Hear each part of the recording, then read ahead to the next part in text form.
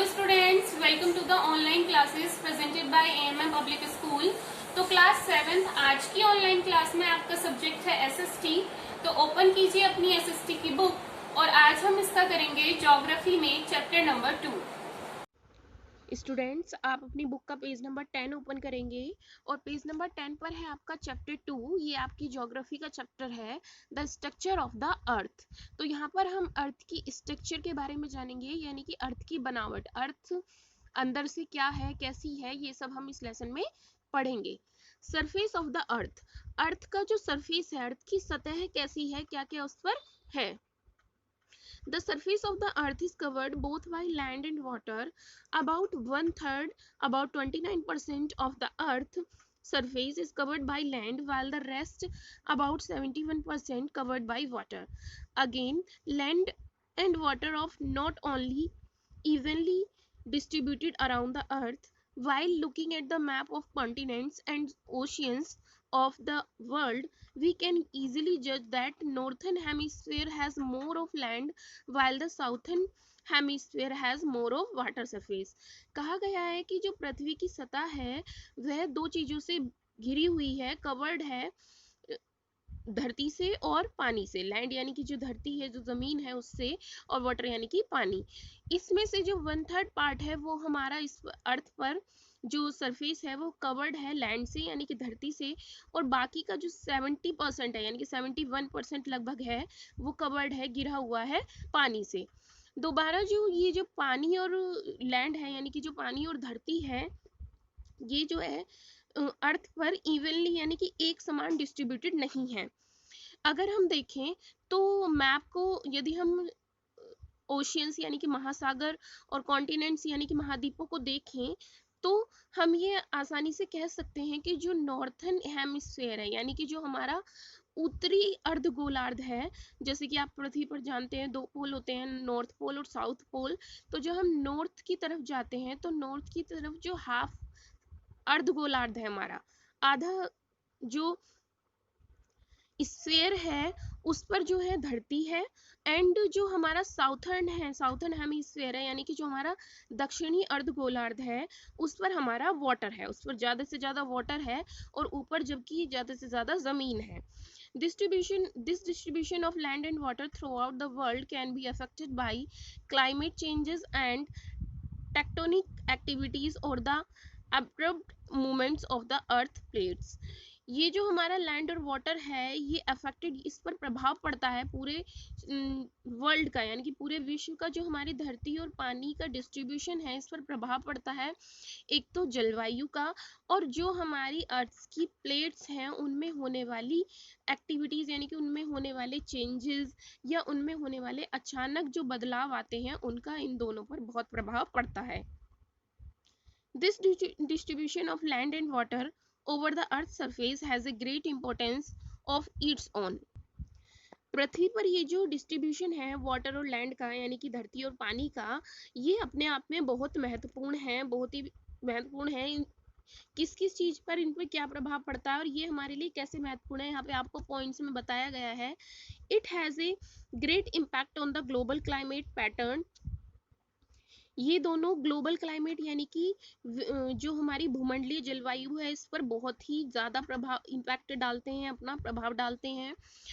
The oceans act as great reserves of heat as compared by land because oceans heat up and cool down relatively very slowly as compared to the land। जो समुद्र है या जो हमारे महासागर हैं उनका इस पर बहुत प्रभाव पड़ता है, क्योंकि जो महासागर हैं वो धरती की अपेक्षा जितनी देरी से गर्म होते हैं उतनी ही देरी से वो ठंडे होते हैं कंपेयर देन धरती, क्योंकि जो लैंड है वो बहुत ही जल्दी गर्म भी हो जाती है और उतनी ही जल्दी ठंडी भी हो जाती है, लेकिन जो महासागर है वो बहुत ही धीरे जो है गर्म होते हैं और उतने ही धीरे ठंडे भी होते हैं।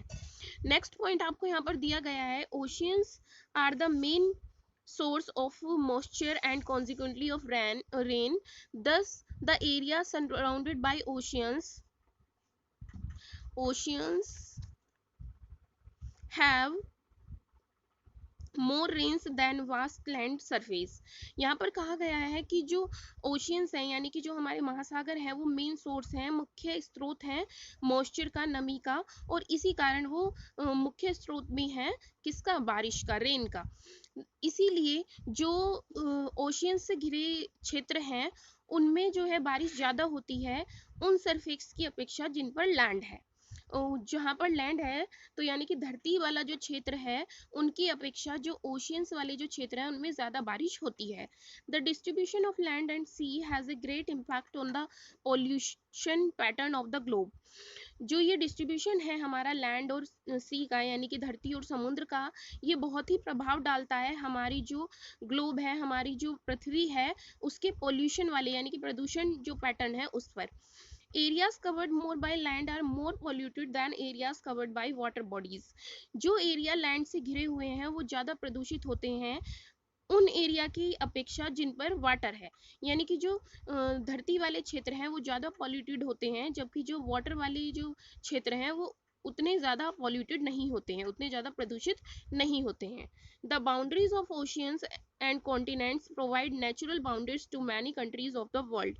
जो हमारी ओशियंस और कॉन्टिनेंट्स की, महाद्वीपों की और जो हमारे महासागर हैं उनकी जो बाउंड्रीज हैं वो प्रोवाइड करती हैं वो कुछ देशों को, यानी कि जो हमारी विश्व है, हमारा जो संसार है उसकी जो कुछ कंट्रीज हैं उनको नेचुरल बाउंड्रीज वो देती हैं।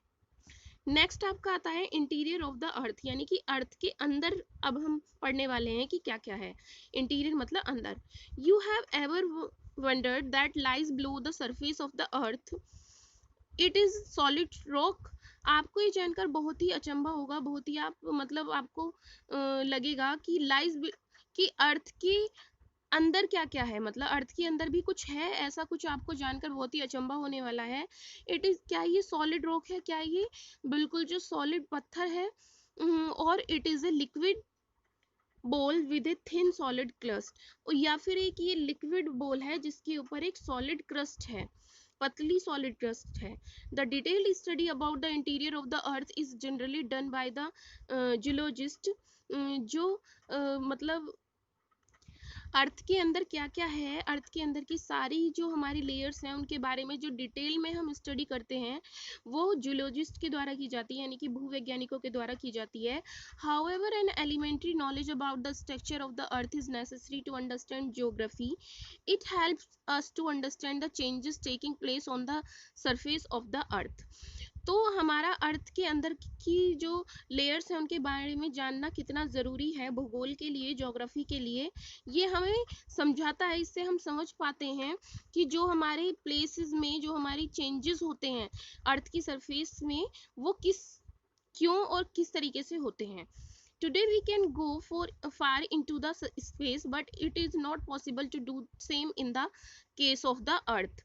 आज हम जो है स्पेस में भी बहुत दूर तक जा चुके हैं, यानी कि अंतरिक्ष में भी बहुत दूर तक जा चुके हैं, लेकिन अर्थ की मतलब अर्थ के बारे में ऐसा करना संभव नहीं है। क्यों? क्योंकि अर्थ के अंदर जाना इतना संभव नहीं है, क्योंकि we have landed on the moon surface but can not reach to the centre of the earth. हम जो है चांद की सतह तक भी जा चुके हैं, चांद की धरती पर भी जा चुके हैं, लेकिन अर्थ के सेंटर में जाना पॉसिबल नहीं है, हम ऐसा नहीं कर सकते हैं। The temperature inside the earth increases with increase in depth. जो अर्थ है उसके अंदर जब हम जाते हैं तो उसका टेम्परेचर इंक्रीज होता जाता है जैसे जैसे हम उसकी गहराई में जाते रहते हैं। It is estimated to be about 5000 degree Celsius at the centre of the अर्थ। ये ऐसा एस्टिमेट किया गया है कि ये लगभग अंदाजा लगाया गया है कि अर्थ के सेंटर में उसका जो टेम्परेचर है वो कितना है, 5000 डिग्री सेल्सियस है। आप अंदाजा लगा सकते हैं 5000 कितना ज़्यादा टेम्परेचर होता है। It is not possible to undertake direct study about the interior of the earth. Thus, most of our knowledge about the structure of the and the interior of the earth is based on the behavior of the seismic और earthquake waves। तो पृथ्वी के अंदर तक जाना हमारे लिए, उसकी study करना डायरेक्ट पॉसिबल नहीं है, तो हम ये करते हैं द मोस्ट ऑफ नॉलेज, तो इसकी ज़्यादातर नॉलेज जो हमारी पृथ्वी है उसकी स्ट्रक्चर और उसके अंदर जो लेयर्स हैं उसकी जो बेसिक नॉलेज है वो हम स्टडी करते हैं। जो अर्थक्वेक वेव्स हैं यानी कि जो भूकंप की तरंगे होती हैं उनसे हमें उसके बारे में पता चलता है। By observing the speed of seismic waves scientist can find the out the types and the arrangement of the materials through which it passed. From the study of these waves we learned that जो हमारी जो भूकंप की तरंगे हैं उनसे scientist ने ये खोजा है कि वो तरंगे किस किस मटेरियल से होकर बाहर आती हैं, किस किस मटेरियल से होकर वो पास होती हैं, उसके आधार पर ये स्टडी की गई है। The interior of the earth is not composed of the same material, जो अर्थ का इंटीरियर है यानी कि अर्थ के अंदर जो है वो सेम मटेरियल कंपोज नहीं है, यानी कि उसमें अलग अलग लेयर्स हैं। The density of the earth's material increases gradually from the surface towards the centre. Earth जिन मटेरियल से बनी है उनकी डेंसिटी बढ़ती जाती है जब हम सरफेस से अर्थ के सेंटर की तरफ अंदर चलते हैं, तो यानी कि जो मटेरियल की डेंसिटी है वो लगातार बढ़ती जाती है।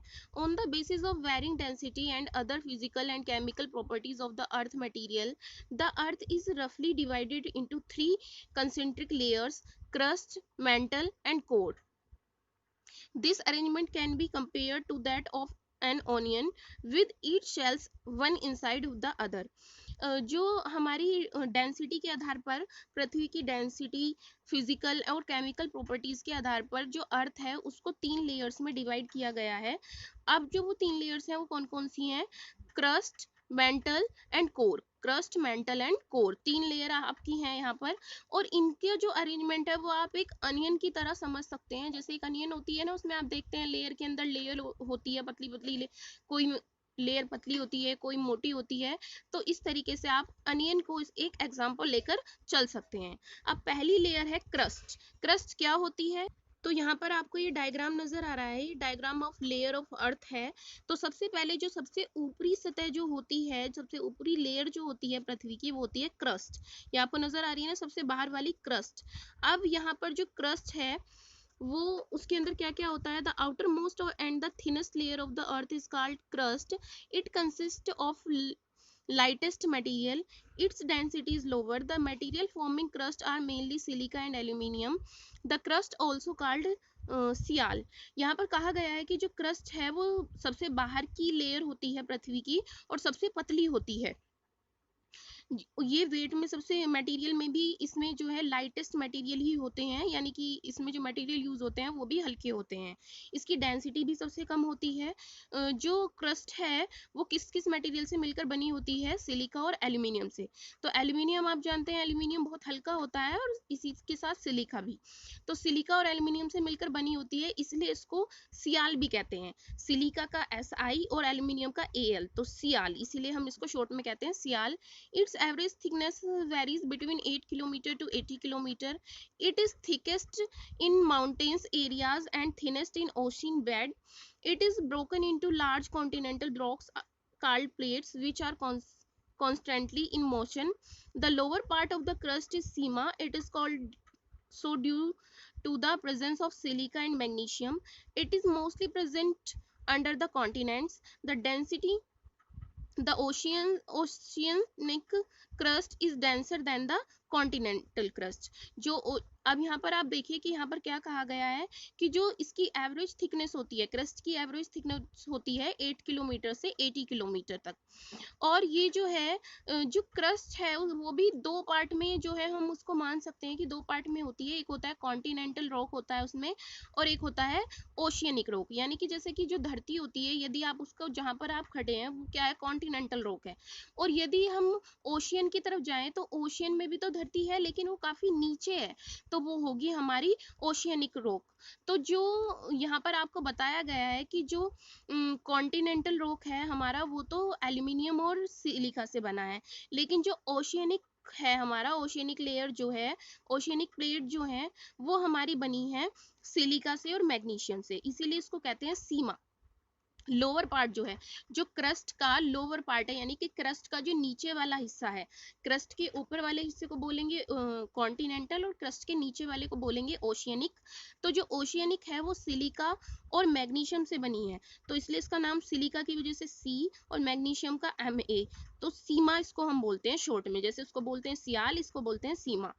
ये जो है प्रेजेंट अंडर द कॉन्टिनेंटल, जो कॉन्टिनेंट्स हैं वो जो है वो ओशियनिक की ज्यादा अपेक्षा में क्या होती है, हल्की होती है। जो ओशियन वाला जो पार्ट है वो हमारा ज्यादा डेंसिटी होगी उसकी, क्योंकि यहाँ पे आपको बताया गया है oceanic crust is denser then the continental crust, क्योंकि जो ओशियनिक क्रस्ट है वो कम होती है, उसका हिस्सा कम होता है, यानी कि वो एक तरह से प्रेस्ड है, तो किसी चीज को आप दबाते हैं तो वो चीज नीचे तो बैठ जाती है लेकिन भारी होती है। इस तरीके से आप समझ सकते हैं जो कॉन्टिनेंटल क्रस्ट है वो उसकी डेंसिटी कम होती है और जो ओशियनिक क्रस्ट है उसकी डेंसिटी ज्यादा होती है।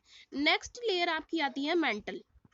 अब मेंटल क्या है, जो कोर से जो अंदर वाली लेयर होती है, कोर के नीचे, क्रस्ट के नीचे वाली जो लेयर होती है, सबसे ऊपर होती है क्रस्ट, क्रस्ट के जो नीचे अंदर वाली लेयर होती है वो होती है मेंटल। तो यहाँ पर आपको बताया गया the layer located under the crust is called mental, it is about 2900 kilometre thick. These rocks are so hot that is often partially molten. On this layer, the ridged lithosphere plates float like ice in a pond. The mantle is classified into two parts, upper mantle and lower mantle. The upper mantle is a solid form and the lower mantle is in semi molten condition. यहाँ पर आपको बताया गया है कि जो mental है वो क्रस्ट के अंदर वाली लेयर है, जो क्रस्ट के अंदर होती है, इसकी जो मोटाई होती है वो 2900 होती है, ये 2900 किलोमीटर जो है मोटी होती है। यहाँ ये वाली जो रॉक है, यानी कि ये वाली जो परत है, ये वाली जो सतह है, ये बहुत ही गर्म होती है। जैसे कि आपको बताया कि जैसे जैसे हम पृथ्वी के केंद्र की तरफ चलते जाते हैं उसका टेम्परेचर बढ़ता जा रहा है, तो जैसे जैसे हम एक एक अंदर लेयर जाते रहेंगे उसका अंदर जाते रहेंगे उसका जो टेम्परेचर है वो बढ़ता जाएगा। इस पर जो लिथोस्फीयर प्लेट्स होती हैं, यानी कि जो क्रस्ट वाली प्लेट्स होती हैं, वो इस तरीके से तैरती हैं जैसे कि पॉन्ड में आइस। क्योंकि जो ये मेंटल वाली लेयर है इसको दो पार्ट में डिवाइड किया गया है, अपर मेंटल, लोअर मेंटल। अब जो इसमें अपर मेंटल वाली जो लेयर है वो सॉलिड फॉर्म में होती है, लेकिन जो लोअर मेंटल वाली लेयर है वो सेमी मोल्टन कंडीशन में होती है। सेमी मोल्टन कंडीशन यानी कि जो सेमी लिक्विड होता है, तो हल्का उसमें लिक्विड होता है लेकिन वो बहुत डार्क होता है, और थोड़ा उसमें थोड़ा लिक्विड और थोड़ा सॉलिड होता है, वो कंडीशन होती है semi molten condition. The density of mental varies between 3.5 and 5.5, यहाँ पर आपको डेंसिटी बताई गई है। The average temperature of the upper mantle is 870 degree Celsius, while the lower mantle has an average temperature of 2200 degree Celsius. जो ऊपर वाली mental वाली लेयर है वो 870 डिग्री सेल्सियस का टेम्परेचर होता है, जबकि जो अंदर वाली मेंटल की जो अंदर वाली लेयर है उसका टेम्परेचर इतना ज़्यादा होता है 2200 डिग्री सेल्सियस। नेक्स्ट है आपकी कोर, ये आपकी थर्ड लेयर है। कोर जो है यहाँ पर आप डायग्राम में देख सकते हैं, कोर सबसे अंदर वाली जो लेयर है हमारी अंदर वो होती है, ये भी दो पार्ट में डिवाइड होती है, इनर कोर और आउटर कोर। इसके बाहर मेंटल होता है और नेक्स्ट आप शुरू में आपने देखा था इसके बाहर सबसे बाहर होता है क्रस्ट जो बहुत ही पतला है। आप यहाँ पे देख सकते हैं कलर की मदद से आपको डिनोट किया गया है कि जो क्रस्ट है वो सबसे पतली लेयर है, उसके बाद मेंटल है और उसके बाद कोर है। तो यहाँ पर आपको दिया गया है the innermost layer forming the metallic centre of the earth is called core.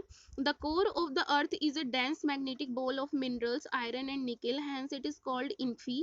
Infy यानी कि इन्फी में इन क्या है, निकिल, एंड फी का मतलब है ferrous magnesium, that is iron यानी कि iron. The density of the core is about 11 G/cc. The core has two parts, outer core और inner core. यहाँ पर आपको बताया गया है कि जो कोर है वो सबसे अंदर वाली लेयर होती है पृथ्वी की, जो मेटेलिक सेंटर होता है यानी कि जो मेटल से बनी होती है, तो यानी कि जो अर्थ, इसीलिए वो सबसे ज्यादा डेंसिटी उसकी होती है क्योंकि उसमें मेटल यूज हुए हैं और क्या क्या है, आयरन और निकल, इसको इन्फी बोलते हैं। और जो इसको दो पार्ट में डिवाइड किया गया है, आउटर कोर और inner core. It is so hot that even metals also melts. जो आउटर कोर है यानी कि जो बाहर वाला ये ऑरेंज वाला पार्ट आपको नजर आ रहा है, ये बहुत ही हॉट होता है क्योंकि इसमें जो है मेटल्स जो है मेल्ट हो जाते हैं। inner core, it has maximum pressure, therefore it cannot melt even though temperature is around 3700 degree Celsius. इसमें जो है प्रेशर बहुत ही ज़्यादा होता है, सबसे ज़्यादा प्रेशर यहीं पर होता है, इसीलिए इसमें जो है जो हमारे मिनरल्स हैं वो मेल्ट नहीं होते हैं, चाहे जो टेम्परेचर है इसका 3700 डिग्री सेल्सियस तक क्यों ना पहुंच जाए, तब भी इसमें मेल्ट, ये जो मिनरल्स हैं वो मेल्ट नहीं होते हैं। नेक्स्ट है आपका materials of the earth crust. अब जो क्रस्ट है उसमें क्या क्या मटेरियल यूज हुए हैं वो हम इसमें देखेंगे। The outer part of the earth the crust is also called lithosphere. जो हमारी बाहर की लेयर है, सबसे बाहर की लेयर है क्रस्ट, उसको हम लिथोस्फेयर बोलते हैं। The word lithosphere mean sphere of rocks. Lithosphere word का जो मतलब है वो है चट्टानों का गोला, यानी कि रॉक्स मतलब चट्टान और स्फीयर ऑफ मतलब गोला। तो यहाँ पर जो है हमारी जो क्रस्ट है वो किस किस चीज से बनी है, इसमें रॉक्स जो है क्या क्या हमारे लिए गए हैं। तो यहाँ पर आपको ये पूरा एक बार रीड करना है, जो आप पहले पढ़ चुके हैं वही इसमें आपको थोड़ी हेडिंग्स दी गई हैं। तो materials of the earth crust ये आपको एक बार रीड करना है खुद से, और यहाँ तक का जो लेसन है वो आप अच्छे से रीड करेंगे, इसकी एक्सप्लेनेशन आपको समझा दी गई है, इसको आप 2 टाइम्स अच्छे से रीड करेंगे। तो बच्चों आज की क्लास में आप अपना लेसन यहीं तक कंप्लीट करेंगे। नेक्स्ट क्लास में हम यहाँ से स्टार्टिंग करेंगे टाइप्स ऑफ रॉक्स, और इससे आगे हम इस लेसन को पूरा कवर करेंगे और इसकी जो एक्सरसाइज है उसे भी कंप्लीट करेंगे। तो मिलते हैं बच्चों नेक्स्ट क्लास में। Thank you.